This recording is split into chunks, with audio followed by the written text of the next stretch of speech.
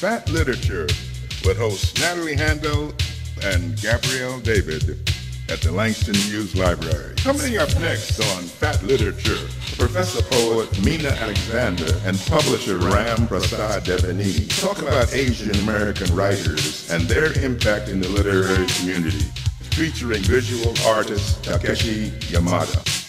Funding for Fat Literature has been provided by the Langston Hughes Community Library and Cultural Center of the Queensborough Public Library and its funders.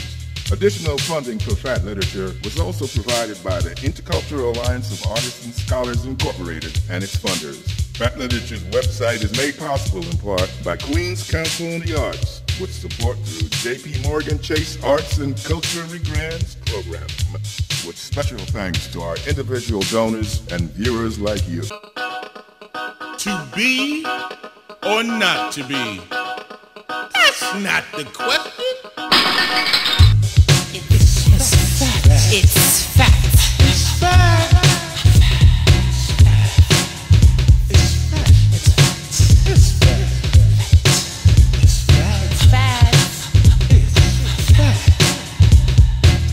It's literature, it's poetry, it's the spoken word, diversity for all to hear. It's fact. It's fact. Fat literature.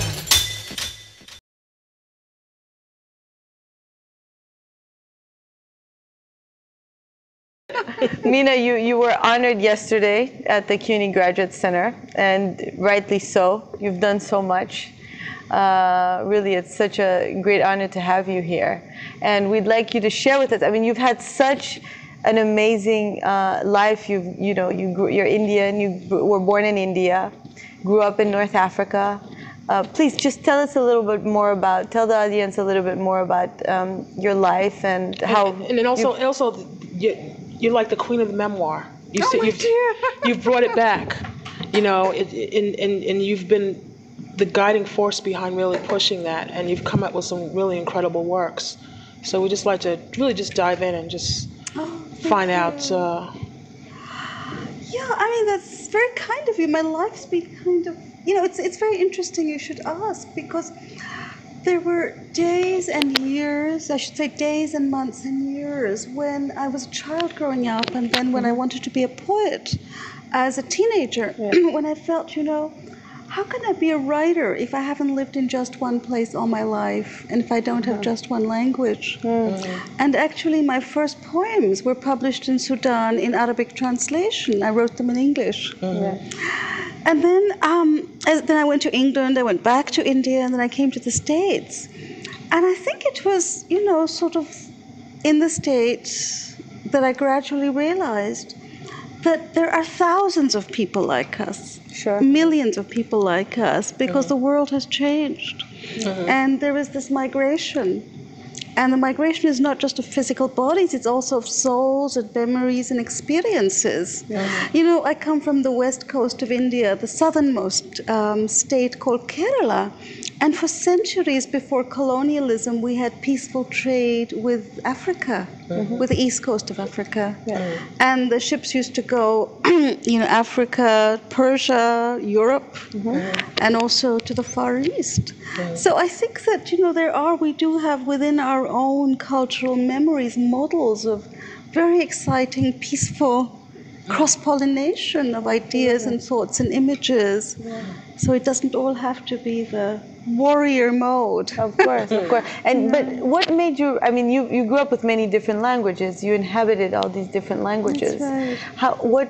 Why did you start? Did you always write in? I mean, you wrote in English. You said when you were very young, and you continued in English.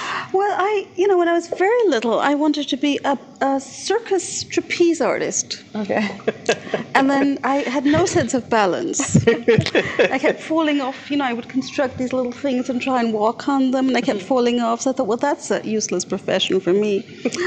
So then I thought, my grandparents thought I should become a doctor, but I was so lousy at arithmetic, so I couldn't do that. And I think poetry was the one place where I felt I could just do my own very special dance, move in and out of the kinds of senses that words made when they came to me, and words that came in many languages. So it seemed like a very precious kind of translation, and something very personal. And I think very often as a child, I lived in between languages, and I thought, well, I could make a poem that was in between languages. Though, of course, literally you can't do that, but it felt like that. But everything else, I mean, maybe the way it's written, the tone. Sometimes, we speak about writing in English with an accent. That's right. So actually, people who have translated my poems into Malayalam, which is my mother tongue, say that it has a lot of rhythms from Malayalam. Oh, does it? And I don't know. I mean, one can't see too much in what one writes, otherwise one wouldn't write. One sort of writes what one doesn't know, I often think. That's true, I think so. So, rather than writing what you consciously know, you have to write what is in you, but you don't actually know. And by writing, you have some momentary clarity.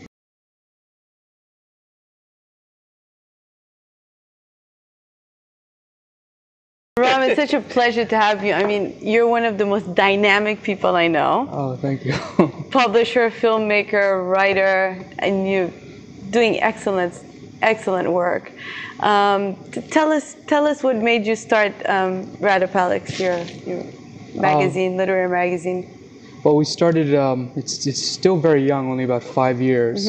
And it was basically started here in New York with a couple of friends that I met at a cafe. And I think that's how all literary journals seem to start.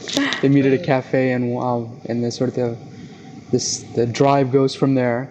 But most recently it's sort of taken on a very different dynamics. It's really focused on globalization and how literature sort of falls into the issue of globalization. Because we do a lot of programming now outside of the US, all over the world, especially in South America, where I find some really incredible stuff. And it's very unique being an Indian American going down to South America, where there's very few of us down there, and doing programming and sort of representing the US there as well. Yeah, and you, especially Brazil, right? Because you're doing Brazil and Chile, because I think recently you also went there. Right, Chile. But you in Brazil especially, you're having the magazine distributed there. Right. Tell us more about how that came about, or what took you there. And also, I have to say that it's one of the only, I think the only magazine that also has a CD. Right. Yeah, that's special. And also, it's young, but it's quite an institution now. That's strange to hear that, but yeah, the young institution, full of institutionalized poets. No, but we're the only magazine to have a CD. That was from the very beginning, and our whole press sort of follows that line, because we believe the power of sort of the vocal word and the poetry, in a sense, transcends the page. There's a dialogue that creates with the audience when you hear it as well, in addition to reading it on the page. And that's been critical to us. And it's been it's even been far more important now that we have a lot of languages being recorded on the CD, in South America, to French, you name it, to Portuguese, Spanish. We're looking into Japanese and things like that. And we're the only magazine that's distributed in South America. We're going to be, from North America to South America, we're going to have full distribution.